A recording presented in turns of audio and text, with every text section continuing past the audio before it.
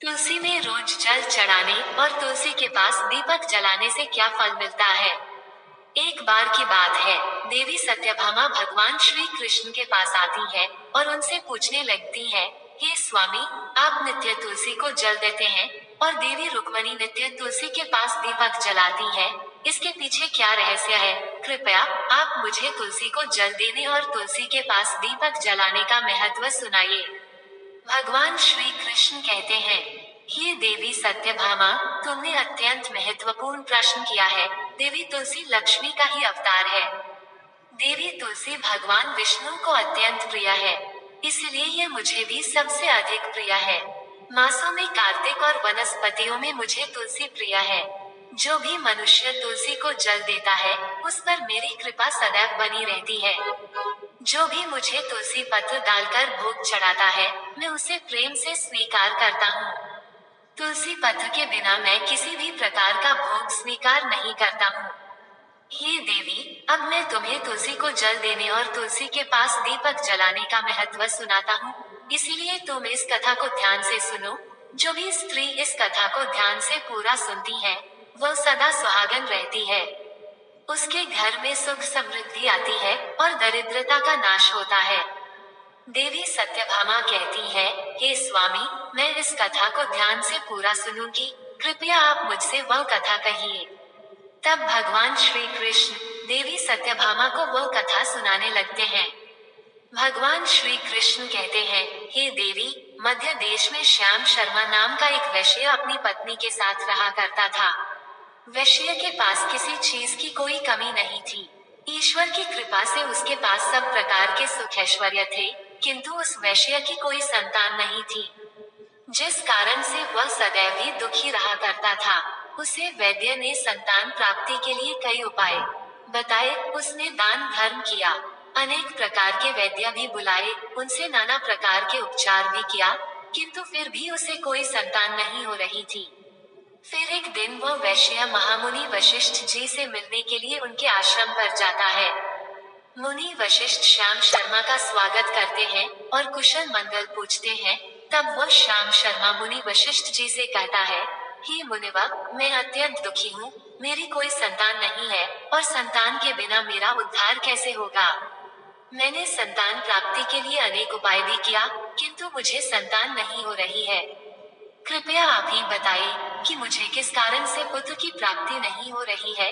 क्या मुझसे जाने अनजाने में कोई पाप हुआ है? तब मुनि वशिष्ठ जी अपनी दिव्य दृष्टि से श्याम शर्मा के पूर्व जन्म के बारे में जान लेते हैं। वशिष्ठ जी कहते हैं, हे वत्स, पिछले जन्म में तुम्हारे द्वारा घोर पाप हो गया था, इस कारण से तुम्हें इस जन्म में संतान सुख प्राप्त नहीं हो रहा है। श्याम शर्मा कहता है, हे मुनिवर, कृपया मुझे बताइए, पिछले जन्म में मुझसे कौन सा पाप हुआ था और उस पाप से मुक्त होने के लिए मुझे कौन सा उपाय करना चाहिए। वशिष्ठ जी कहते हैं, हे वत्स, पिछले जन्म में तुमने जो अपराध किया था, उसके विषय में सुनो। पिछले जन्म में तुम एक अहंकारी वैश्य थे। तुम्हारा जन्म धनवान कुटुंब में हुआ था। तुमने पिछले जन्म में एक गाय को अत्यंत दुख दिया था। एक दिन एक गाय भूख और प्यास से व्याकुल होकर तुम्हारे द्वार पर आई थी, किंतु तुमने उस गाय को न रोटी खिलाई, न चारा खिलाया और न ही उसे जलपान कराया। तुमने बड़ी ही निर्दयता से उस गाय को अपमानित करके घर से निकाल दिया।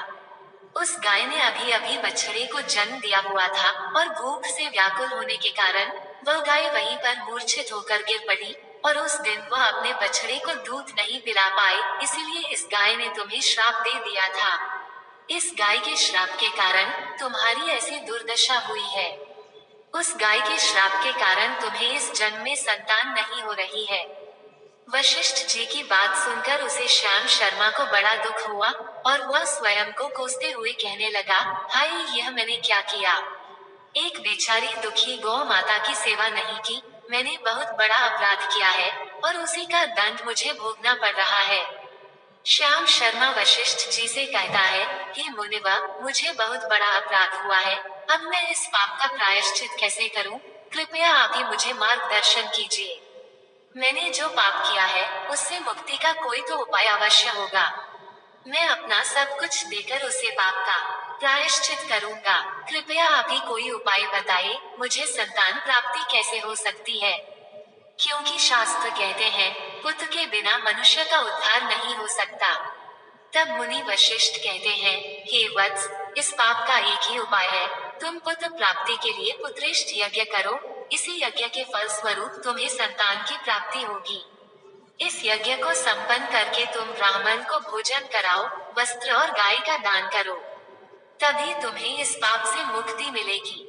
तब श्याम शर्मा वशिष्ठ जी को धन्यवाद देते हुए कहता है, हे मुनिवर, आपका कोटि कोटि धन्यवाद। मैं आपके कहे अनुसार अवश्य ही पुत्रेष्ठ यज्ञ करूंगा और ब्राह्मणों को गायों का दान करूंगा। इतना कहकर वह श्याम शर्मा शीघ्रता से अपने घर पर लौट आता है और अपनी पत्नी को सारी हकीकत सुनता है।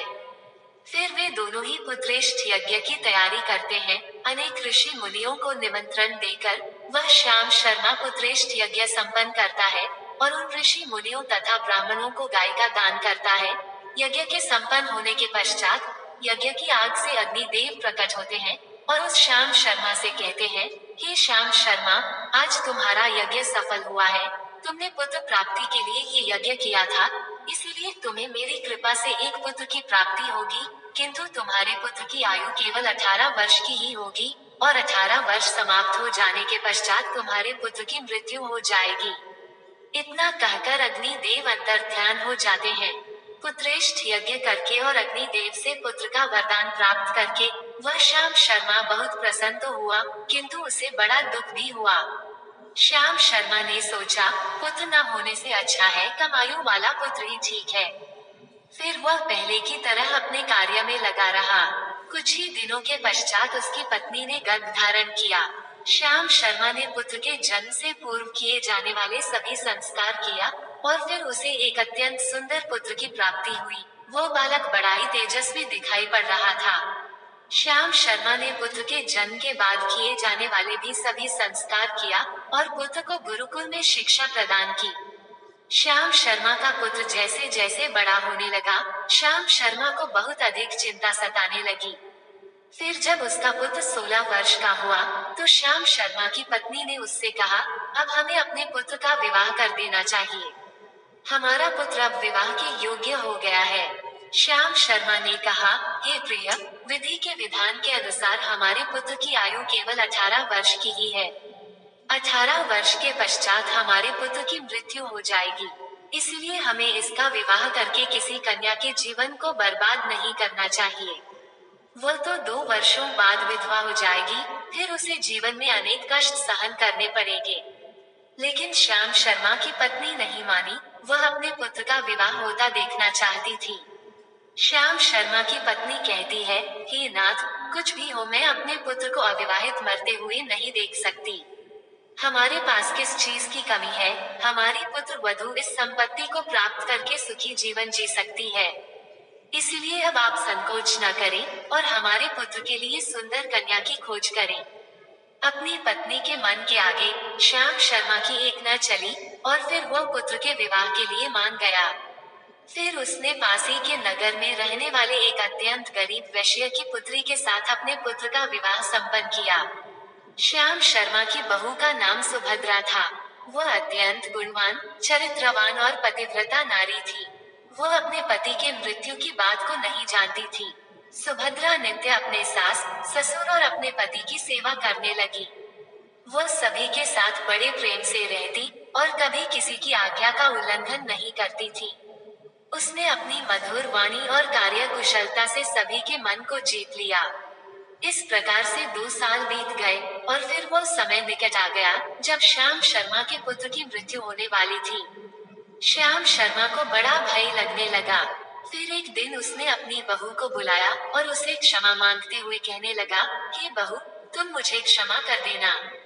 मैंने तुम्हारे साथ बड़ा अन्याय किया है। सुभद्रा ने कहा, हे ससुर जी, आप ऐसा क्यों कह रहे हैं? आप मुझसे क्षमा मांगकर लज्जित न कीजिए। मैं आपसे छोटी हूँ, आपकी पुत्री के समान हूँ। कृपया आप संकोच न करते हुए आपके मन में जो भी बात है वो कहिए, मैं आपकी आज्ञा का पालन अवश्य करूंगी। फिर श्याम शर्मा कहने लगा, हे पुत्री, तुम कल्याणी हो, तुम एक महान पतिव्रता हो, किंतु मेरे पुत्र के साथ तुम्हारा विवाह होने से पूर्व मैंने तुमसे एक बात छुपाई है। हमें पुत्र की प्राप्ति पुत्रेष्ठ यज्ञ करने के बाद हुई थी, और अग्नि देव ने हमें ये कहते हुए पुत्र प्राप्ति का आशीर्वाद दिया था कि हमारे पुत्र की आयु केवल 18 वर्ष की होगी। 18 वर्ष के बाद हमारे पुत्र की मृत्यु हो जाएगी। अपने ससुर की बात सुनकर सुभद्रा ने कहा, हे ससुर जी, बस इतनी सी बात, आप चिंता न कीजिए। मैं आपको वचन देती हूँ कि आपकी पुत्र वधू मैं कभी विधवा नहीं होंगी। आपके पुत्र के प्राणों की रक्षा मैं करूंगी। आप बस मुझे एक दीपक, जल का घड़ा और एक गाय लाकर दीजिए। मेरे पति के प्राणों की रक्षा इन्हीं से होगी। सुभद्रा की बात सुनकर श्याम शर्मा को बड़ा आनंद हुआ, और वह कहने लगा, हे बहू, जैसे तुम्हारी इच्छा, मैं तुम्हें वह सब चीज लाकर देता हूँ। इतना कहकर श्याम शर्मा ने अपनी बहू को वह तीनों चीज लाकर दी। फिर जब वह दिन निकट आ गया जिस दिन सुभद्रा के पति की मृत्यु होने वाली थी, उस दिन सुभद्रा ने सुबह उठते ही तुलसी को जल चढ़ाया और उसे प्रणाम करते हुए तुलसी के पौधे पर एक चुनरी बांध दी और तुलसी माता से प्रार्थना की, हे तुलसी माँ, मैं आपको चुनरी चढ़ा रही हूँ, कृपया अब तुम ही मेरे सुहाग की रक्षा करना। फिर सुबह के समय यमराज का एक दूत श्याम शर्मा के पुत्र के प्राण लेने के लिए उसके घर पर आ गया।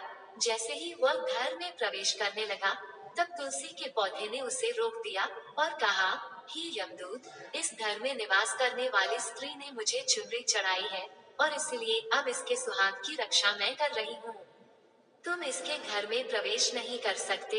इतना कहकर तुलसी ने यमराज के उस दूत को घर में जाने से रोक दिया। वह दूत भयभीत होकर सुभद्रा के पति के प्राण लिए बगैर ही यमपुरी लौट गया। यमपुरी में जाकर उसने यमराज से कहा, हे धर्मराज, मैं धरती लोक पर एक पुरुष के प्राण लेने के लिए गया था, किंतु तुलसी के पौधे ने मेरा रास्ता रोका। उस तुलसी के पौधे के कारण मैं घर में प्रवेश नहीं कर पा रहा हूँ। इस बात पर यमराज को बड़ा क्रोध आ गया। फिर उन्होंने अन्य दो दूतों को बुलाया और कहा, तुम अब शाम के समय सुभद्रा के घर पर जाओ। जब तुलसी का पौधा सो रहा होगा, तुम उसके पति के प्राण लेकर यमलोक आ जाओ। फिर शाम के समय यमराज के दो दूत सुभद्रा के घर की ओर निकल पड़े। सुभद्रा ने शाम होते ही तुलसी के पास एक दीपक जला दिया और उससे प्रार्थना की, हे दीपक, अब तुम ही मेरे पति के प्राणों की रक्षा करो। ये के दूत मेरे पति के प्राण देने के लिए आ रहे हैं। फिर शाम हो गई, तुलसी का पौधा सो गया, और यमराज के दो दूत सुभद्रा के घर के सामने आकर खड़े हो गए और सोचने लगे, अब तो इस मनुष्य के प्राण लेकर ही हम यमपुरी लौटेंगे। जैसे ही यम के दूत सुभद्रा के घर में प्रवेश करने लगे, तुलसी के पास लगाए हुए दीपक ने उनका रास्ता रोक दिया और कहा, हे दूतों, तुम अब इस सुभद्रा के पति के प्राण नहीं ले जा सकते। उस स्त्री ने मुझे प्रज्वलित करके उसके पति के प्राणों की रक्षा करने की प्रार्थना की है, इसीलिए अब मैं उसके पति के प्राणों की रक्षा कर रही हूँ। इसलिए तुम आज उसके पति के प्राण नहीं ले जा सकते। तुम यहीं से लौट जाओ, नहीं तो मैं सब कुछ जलाकर भस्म कर दूंगी, और मेरी अग्नि में तुम दोनों भी जलकर भस्म हो जाओगे। उस दीपक की बात सुनकर यमराज के दोनों दूत अत्यंत भयभीत हो गए और फिर से लौटकर यमराज के पास चले गए। वहां पर जाकर उन्होंने यमराज को सारा वृतांत सुनाते हुए कहा, हे यमराज, आपकी आज्ञा का पालन करते हुए हम दोनों शाम के समय उस पुरुष के प्राण लेने के लिए गए थे, किंतु तुलसी के पास लगाए हुए दीपक ने हमारा रास्ता रोक दिया, इसीलिए हम खाली हाथ ही लौट आए हैं। ये सुनकर यमराज को बड़ा क्रोध आ गया। फिर उन्होंने अन्य चार दूतों को बुलाया और कहा, अब तुम सुबह उस सुभद्रा के जागने से पहले जाओ और उसके पति के प्राण लेकर आ जाओ।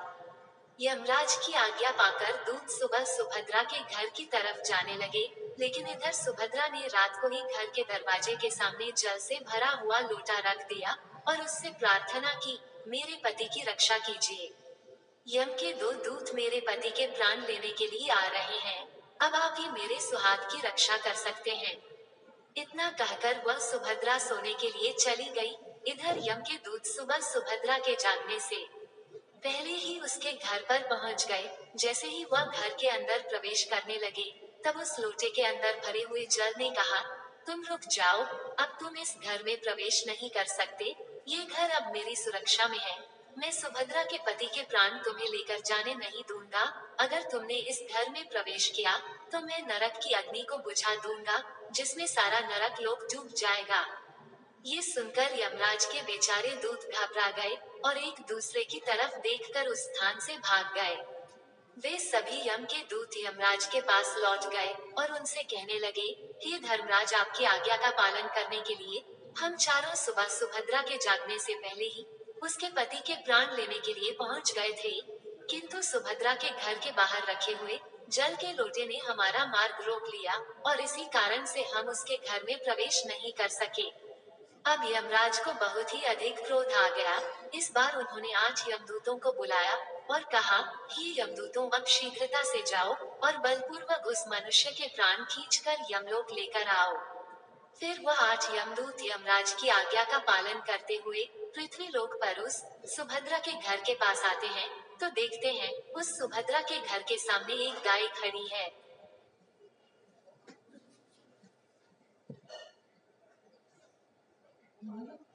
सुभद्रा ने यमदूतों के आने से पहले ही अपने घर के सामने गाय को बांध दिया था और गौ माता से विनती की थी, हे गौ माता, आज यमदूत मेरे पति के प्राण लेने के लिए आ रहे हैं। अब आप ही मेरे सुहाग की रक्षा कर सकती हो। हे गौ माता, मैं आपकी शरण में आई हूँ, कृपया मुझे विधवा होने से बचा लीजिए। उस गाय ने कहा, हे पुत्री, तुम चिंता मत करो, तुम्हारे पति के प्राणों की रक्षा मैं स्वयं करूंगी। मेरे होते हुए यम के दूत तुम्हारे घर में प्रवेश नहीं कर पाएंगे, इसलिए तुम चिंता से मुक्त होकर घर में अपने पति की सेवा करो। फिर जैसे ही वे यमदूत घर के अंदर प्रवेश करने के लिए आगे बढ़ते हैं, तब वो गाय उन्हें रोक देती है और कहती है, इस घर में तुम लोग प्रवेश नहीं कर सकते, इस घर की रक्षा मैं कर रही हूँ। मेरे रहते कोई भी इस घर के अंदर प्रवेश नहीं कर सकता। यदि तुमने घर के अंदर प्रवेश करने का प्रयत्न किया, तो मैं तुम सभी को श्राप दे दूंगी। अगर तुम्हें इस घर के अंदर प्रवेश करना है, तो तुम्हें पहले मेरे प्राण लेने पड़ेंगे और तुम सभी को गौ हत्या का पाप लगेगा, जिसका कोई प्रायश्चित नहीं है। वहां पर उपस्थित सभी यमदूत गाय के द्वारा श्राप देने की बात सुनकर भयभीत हो गए। वे जानते थे कि गाय के द्वारा दिए गए श्राप से कोई मुक्त नहीं कर सकता और गौ हत्या तो संसार का सबसे जघन्य अपराध और महापाप है, जिसका कोई प्रायश्चित भी नहीं है। इसलिए वे सभी वहां से लौटकर यमराज के पास चले गए। यमपुरी जाकर उन यमदूतों ने यमराज को सारा वृतांत सुनाते हुए कहा, हे धर्मराज, उस सुभद्रा के पति के प्राणों की रक्षा एक गाय कर रही है। उस गाय ने हमें श्राप देने की बात कही, इसीलिए हम सभी भयभीत होकर वापस लौट आए हैं। हम में गाय का सामना करने की शक्ति नहीं है। उन यमदूतों की बात सुनकर यमराज आग बबूला हो गए और स्वयं भैंस पर सवार होकर पृथ्वी लोक की ओर निकल पड़े। यमराज अपने भैंस पर सवार होकर उस सुभद्रा के घर के पास चले आते हैं। यमराज को अपने घर के सामने खड़ा हुआ देखकर सुभद्रा भयभीत हो जाती है और जल्दी से आकर यमराज के चरण स्पर्श करके उन्हें नमस्कार करती है और उनकी स्तुति करने लगती है। हे यमराज, आप तो तीनों लोगों के प्राणियों पर कृपा करने वाले महान देवता है। इस संसार के समस्त प्राणियों के पाप और पुण्य का लेखा जोखा आप अपने पास रखते हैं। हे न्याय के देवता धर्मराज, मैं सत्य धर्म का पालन करने वाली पतिव्रता स्त्री हूँ। मैं आपको बारंबार नमस्कार करती हूँ, कृपया मुझे आशीर्वाद दीजिए। सुभद्रा के द्वारा की गई स्तुति से यमराज अत्यंत प्रसन्न होते हैं और उसे अनजाने में ही सदा सुहागन रहो, ऐसा कहकर आशीर्वाद देते हैं। फिर जब यमराज सुभद्रा के पति के प्राण ले जाने के लिए आगे बढ़ते हैं, तो सुभद्रा कहती है, हे धर्मराज, आपने अभी मुझे सदा सुहागन रहने का आशीर्वाद दिया है और अब आप मेरे पति के प्राण लेने जा रहे हैं। इससे तो आपका आशीर्वाद झूठा साबित हो जाएगा। ये सुनकर धर्मराज रुक जाते हैं और सुभद्रा की ओर देखकर मुस्कुराने लगते हैं। सुभद्रा के निर्मल हृदय और अपने पति के प्रति समर्पण भाव को देखकर यमराज अत्यंत प्रसन्न होते हैं। सुभद्रा की ओर देखकर यमराज कहते हैं, हे पुत्री, आज तुमने साक्षात मृत्यु को ही पराजित किया है। मैं तुम्हारे पतिव्रत धर्म से अत्यंत प्रसन्न हूँ। अब मैं तुम्हारे पति के प्राण छोड़ देता हूँ। तुम्हारी जो भी मनोकामना है, वह मुझसे मांग लो, तब सुभद्रा ने कहा, हे धर्मराज, मैं अपने पति के लिए 100 वर्ष की आयु मांगती हूँ। मेरे लिए मेरे पति ही परमेश्वर है। मैं अपने पति को छोड़कर जीवित नहीं रह सकती, इसीलिए आप मुझे यही वरदान दीजिए। तब यमराज प्रसन्न होकर कहते हैं, तथास्तु, हे कल्याणी, आज से जो भी स्त्री अपने घर के सामने तुलसी का पौधा लगाती है, तुलसी के पास शाम को दीपक जलाती है, जिस घर के सामने गाय बंधी होती है, और जो स्त्री अपने घर के सामने जल का लोटा रखती है, उसके घर में कभी मेरे दूत प्रवेश नहीं करेंगे। इतना कहकर यमराज उस स्थान से अंतर्ध्यान हो जाते हैं। भगवान श्री कृष्ण कहते हैं, हे देवी, इस प्रकार से उस सुभद्रा ने अपने पतिव्रता धर्म का पालन करके उसकी मृत्यु को टाल दिया था। इसीलिए जो भी स्त्री अपने घर के सामने तुलसी का पौधा लगाती है, रोज शाम को तुलसी के पास दीपक जलाती है, उसके घर में मृत्यु प्रवेश नहीं करती है।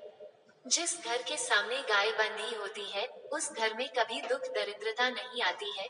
जो स्त्री अपने घर के सामने जल से भरा हुआ लोटा रखती है, उसके घर में कभी शोक नहीं होता है।